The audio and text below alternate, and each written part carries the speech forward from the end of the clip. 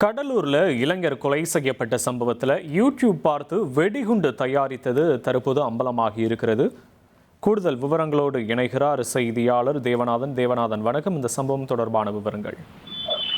கடலூரை அடுத்த பெரிய காட்டுப்பாளையம் பகுதியை சேர்ந்த சசிகுமார் என்பவர் கார் ஓட்டுநராக இருக்காரு. இவர் அவருடைய நண்பர் ராஜாவுடன் சேர்ந்து ரியல் எஸ்டேட் பிசினஸ் செஞ்சுட்டு இருக்காரு. இந்த ரியல் எஸ்டேட் பிசினஸ் செய்யறதுல மற்றொரு கோஷ்டிக்கும் இவருக்கும் இடையே முன்விரோதம் ஏற்படுது. இதனை எடுத்து பார்த்தோம் அப்படின்னா, கடந்த திங்கட்கிழமை காலை சசிகுமார் மீது நாட்டு வெடிகுண்டுகளை வீசி அதன் பிறகு கத்தியால் வெட்டி ஒரு கும்பல் கொலை செய்து விடுகிறது. இந்த கொலை சம்பவத்துல தொடர்புடையவர்களை போலீசார் தனிப்படை அமைத்து தேடிட்டு இருந்தாங்க. இந்த நிலையில தான் பார்த்தோம் அப்படின்னா, இது குறித்து அவருடைய அண்ணன் அளித்த புகாரின் பேரில் பார்த்தோம் அப்படின்னா, ஏழுமலை, அவருடைய மகன் பெருமாள் உள்ளிட்ட மொத்தம் 8 பேரை தற்போது போலீசார் கைது பண்ணியிருக்காங்க. இந்த கைது செய்யப்பட்டதுல 17 வயது சிறுவனும் ஒருத்தர் இருக்காரு. இந்த சிறுவனுடைய பங்கு என்ன என்று போலீசார் விசாரித்த போது, அந்த சிறுவன் யூடியூபை பார்த்து நாட்டு வெடிகுண்டுகளை தயாரித்து கொடுத்தது தற்போது தெரிய வந்திருக்கிறது.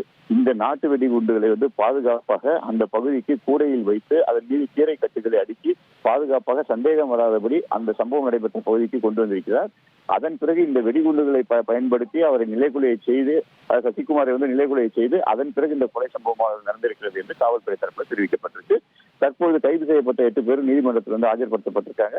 7 பேர் கடலூர் மத்திய சிறையிலும் அந்த சிறுவன் கூர்நோக்கு இல்லத்திலும் தற்போது அடைப்பதற்கான பணிகள் நடைபெற்று இருக்கு. உங்களுடைய விவரங்களுக்கு நன்றி தேவநாதன்.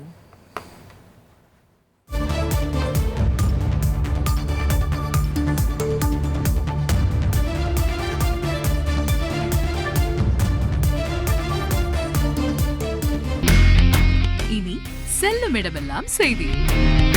தந்தி டிவியின் வாட்ஸ்அப் சேனலை ஃபாலோ பண்ணினா செல்ல இருக்கும் இடமெல்லாம் செய்தி. இதோ QR கோட் இப்பவே ஸ்கேன் பண்ணுங்க, ஃபாலோ பண்ணுங்க.